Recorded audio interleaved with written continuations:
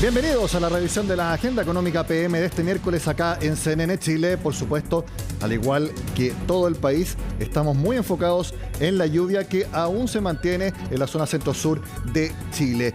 En particular, por un efecto que podría eventualmente concretarse, que es un alza en el precio de distintos productos agrícolas. En particular nos centramos en las hortalizas, porque el gobierno acudirá a la Fiscalía Nacional Económica para que monitoree que no haya una colusión de alza en los precios por parte de los productores y quienes venden los distintos productos. En este caso las hortalizas pueden ser también de otro tipo. Es parte de lo que nos cuenta Francisca Bahamondes.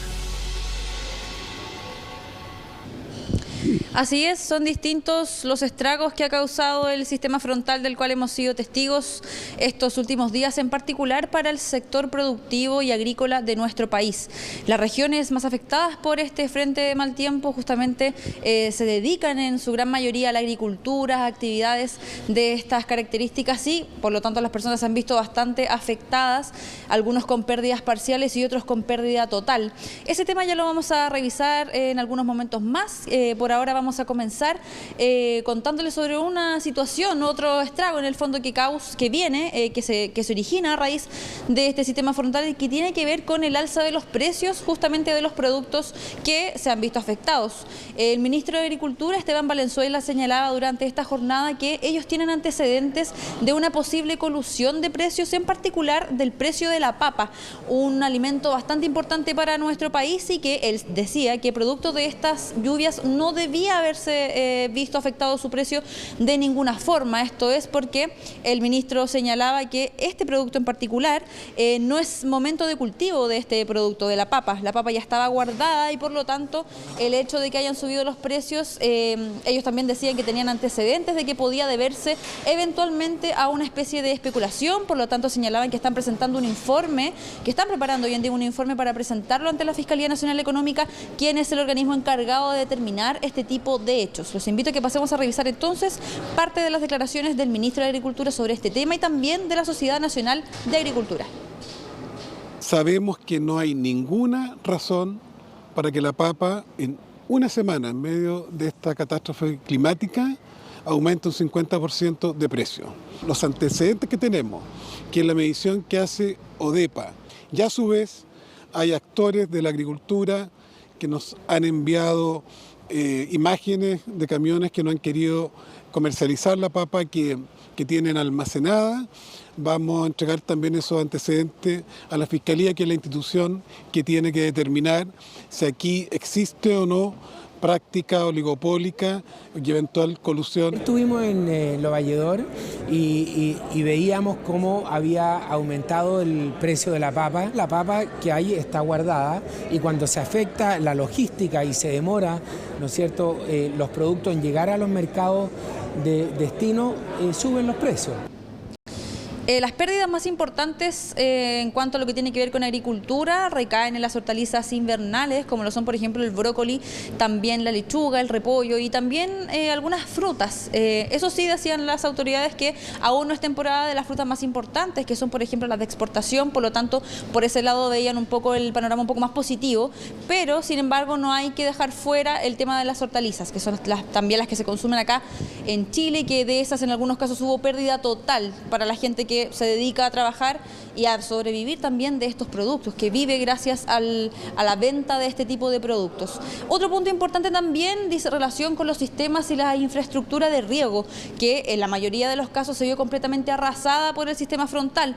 Por lo tanto, también acá decían las autoridades hay que poner el foco en cómo se va a recuperar esa infraestructura, en cómo se van a hacer los trabajos, y eso se va a saber a ciencia cierta una vez que la lluvia termine, ¿cierto? Y que se puedan hacer las revisiones en terreno de cómo efectivamente quedaron las tierras tras el paso de este temporal. Los invito entonces a que pasemos a escuchar más detalles de este tema en voz de las autoridades. La fruta, la mayoría está en una etapa de dormancia que se llama, que están en receso invernal, pero en la zona acá, región metropolitana y parte de la sexta, todo lo que son duraznos, nectarines y ciruelas, que están en una etapa de floración, ahí podrían haber mermas productivas. Usualmente los agricultores comienzan con el inicio de la temporada, el inicio de la primavera, los riegos y estamos con suelos saturados, con en el fondo plantaciones que deberían empezar a brotar a esta altura y tenemos todo eso destruido. Entonces, evidentemente, recuperar eso a puertas de iniciar la temporada es una tarea titánica.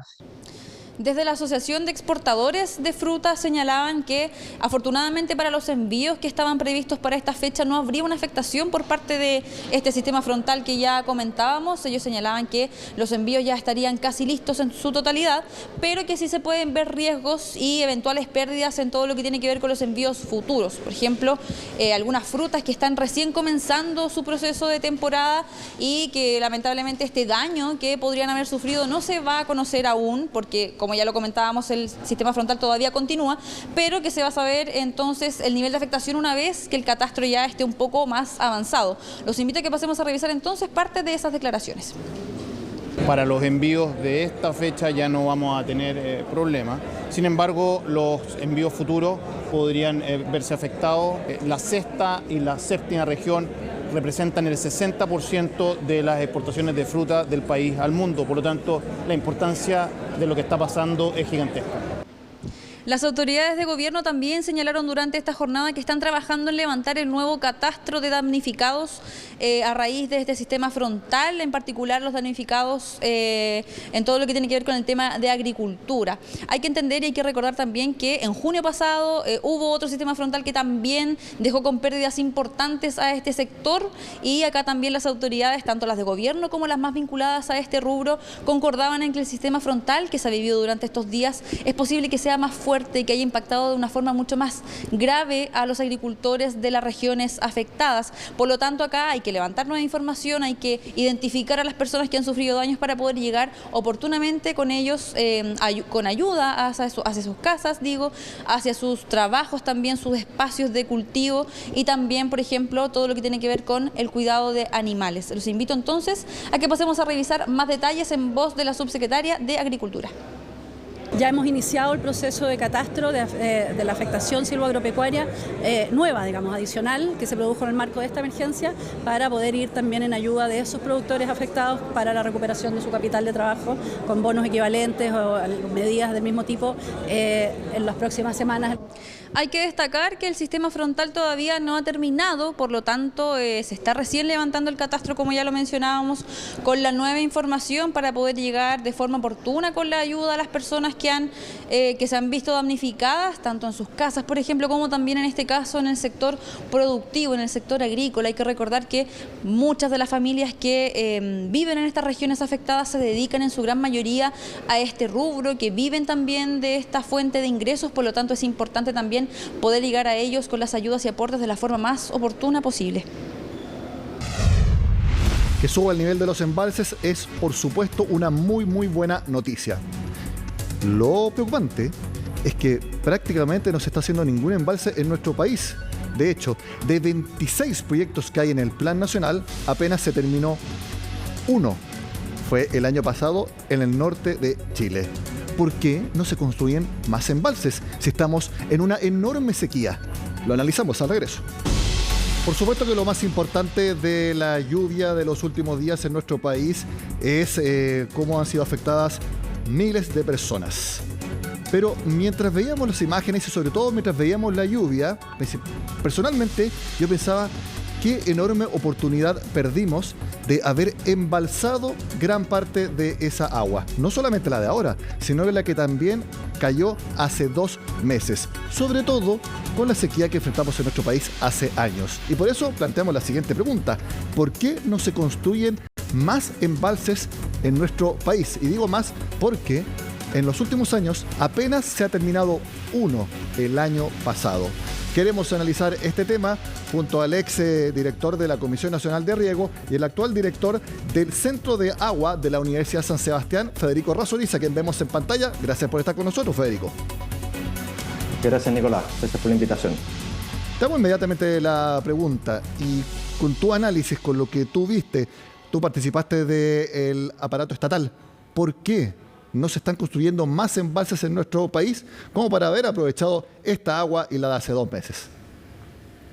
A ver, es una gran pregunta y yo comparto la preocupación. Creo que debiéramos estar construyendo más embalses, sin lugar a dudas. Ocurre que los embalses son proyectos de alta complejidad. usan una parte del territorio importante, a veces esa parte del territorio que se va a inundar posteriormente está utilizada, tiene algún otro uso y hay que hacer desplazar esos usos, a veces hay viviendas, a veces hay propietarios agrícolas, en fin. También son obras que tienen que proveer de una seguridad para todo lo que queda aguas abajo de ellas. Cuando uno hace un embalse grande y construye un muro que puede tener 50, 70 metros de altura y que va a resistir toda la presión del agua, ese estudio hay que hacerlo muy bien. Por lo tanto, son obras complejas y esa complejidad redunda en los tiempos de construcción, los tiempos de estudios de factibilidad o de prefactibilidad incluso. Sin embargo, nosotros cuando estábamos en la Comisión Nacional de Riego, revisamos cuánto es el tiempo que demoraría un proyecto óptimo, es decir, aquel que entre una etapa y la otra no tiene ningún problema, es decir, que pasa inmediatamente de una etapa a la siguiente y que nunca tiene que volver atrás porque la etapa siguiente encontró que en la anterior tuviera algún problema. Bueno, en nuestro ordenamiento actual, el tiempo que tendría ese proyecto perfecto, digamos, es de 13 años para empezar a construirse. Sí, yo vi una entrevista al presidente de la Sociedad Nacional de Agricultura que tenía exactamente ese mismo nivel de tiempo que se demora. 13 años. Realmente cuesta dimensionar proyectos que se demoren tanto tiempo para recién estar terminados.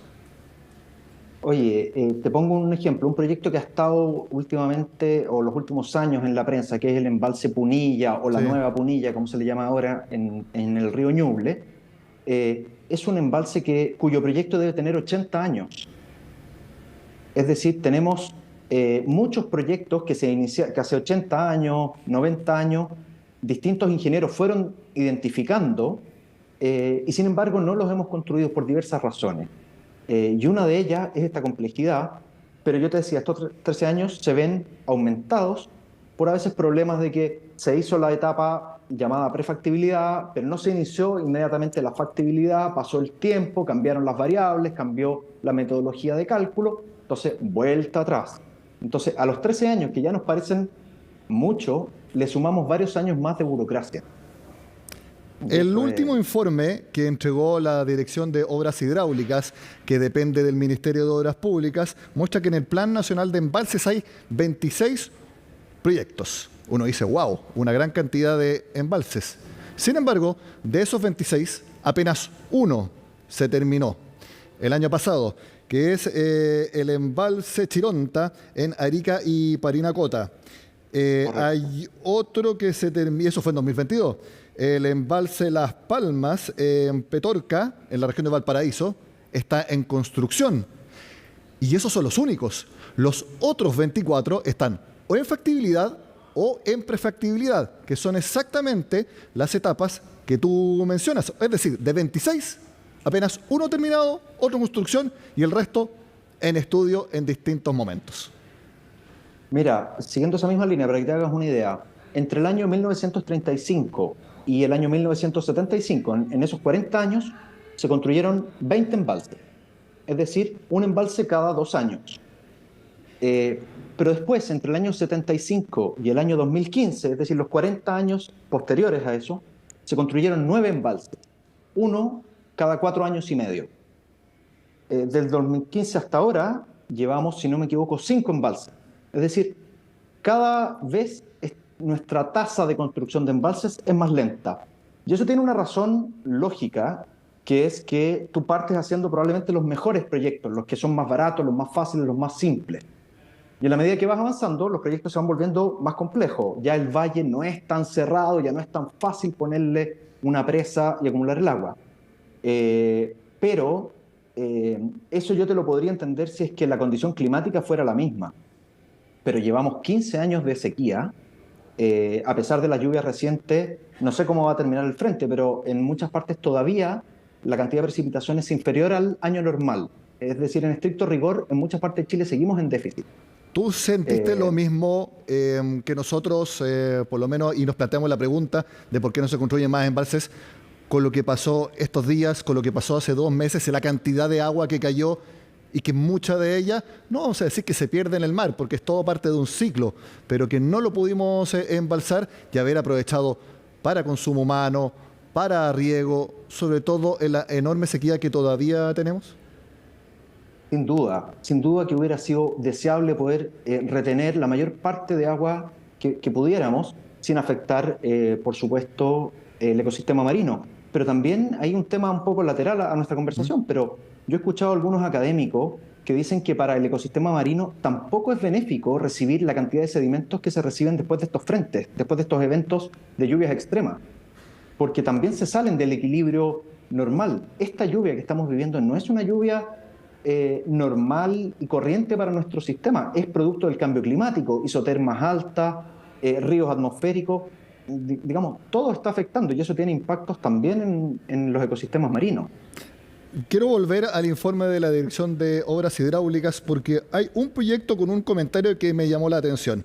Es el proyecto Murallas Viejas, que está en Coquimbo, en la cuenca de Combarbalá, que sale en el estado actual de la obra. Factibilidad terminada hace bastante tiempo. Y que un órgano estatal diga que la factibilidad se terminó hace bastante tiempo, o sea, está diciendo que de una manera u otra esto tiene que avanzar. O cómo es que lleva tanto tiempo en esa factibilidad terminada. Y de hecho, se va a tener que ir al Comité de Ministros. Ya sabemos lo que significa el Comité de Ministros. De hecho, este gobierno lo que quiere es terminar con el Comité de Ministros. Entonces, aquí hay varios indicadores de que, tú lo mencionaste, los permisos que se necesitan, que son complejos, hay aspectos ambientales, hay aspectos también de lo que opinan las personas. De hecho, uno de los proyectos también, que no lo encuentro acá porque son varios, habla también de manifestaciones en contra de que se lleve a cabo. Es decir, son muchos los temas. Yo entiendo que son complejos, no hay aquí soluciones fáciles, pero el problema está. Entonces la pregunta es, ¿cómo avanzamos en la solución de esto? Porque al parecer ahora hay bastante más intención de que se puedan construir embalses, no de grandes tamaños, si ya nadie está diciendo grandes represas, pero sí hartos y que sean pequeños. Bueno, hay mucho paño que cortar en todo lo que has dicho. Efectivamente, el proyecto de Murallas Viejas en Coquimbo, su prefactibilidad terminó hace mucho tiempo, ya ha pasado tanto tiempo que ya no necesariamente es útil para las etapas que siguen. Y eso finalmente es un mal gasto de recursos públicos, porque ese estudio que se realizó quedó esperando su momento para seguir a la etapa siguiente y eso no ocurrió. Tanto que vamos a tener que repetir el estudio y eso no es deseable para nadie. Te hago una salvedad, eso sí, cuando en el informe de la Dirección de Obras Hidráulicas hablan del Consejo de Ministros, es el Consejo de Ministros de la Comisión Nacional de Riego, no es el Consejo de Ministros para la Sustentabilidad, que es el que ve los proyectos de evaluación ambiental. ¿Ya? Hay varios consejos de ministros y es uno distinto. Pero efectivamente los embalses se enfrentan a veces oposiciones en los territorios, porque alguien quizás no quiere que le inunden su predio y se manifiesta en contra. Pero bueno, como toda política pública hay que pensar en el bien superior y hay que compensar a las personas que se vean afectadas, pero no impedir el desarrollo de estas obras que, como tú muy bien dices, pucha que echamos de menos en estos días con esta lluvia. ¿Crees tú, Federico, que es un tema de voluntad política para hacer que estos trámites sean más expeditos y se puedan construir de manera más rápida de lo que hay ahora, teniendo en cuenta todos los factores que hemos hablado? ¿Se puede, a través de la voluntad política, hacer que todo esto sea más simple, siempre manteniendo los estándares? Yo estoy convencido de que si el país, distintos representantes, idealmente distintas fuerzas políticas, confluyeran en la postura de que los embalses son necesarios, no todos, no en cualquier lugar, pero cumpliendo los estudios requeridos, que como hemos dicho son de alta complejidad, hagamos embalses, yo creo que sí. Porque esto significa ponerle recursos a las instituciones responsables de hacer las distintas etapas, significa la voluntad de enfrentar a veces a algunos detractores, pero pensando en el bien mayor de una cuenca, quizás vale la pena enfrentar a esos detractores, buscarles alguna solución, pero construir las obras, porque no podemos pensar que con esta lluvia de ahora se nos acabó el cambio climático y vamos a volver a las lluvias que tuvimos en la década de los 80 o de los 90.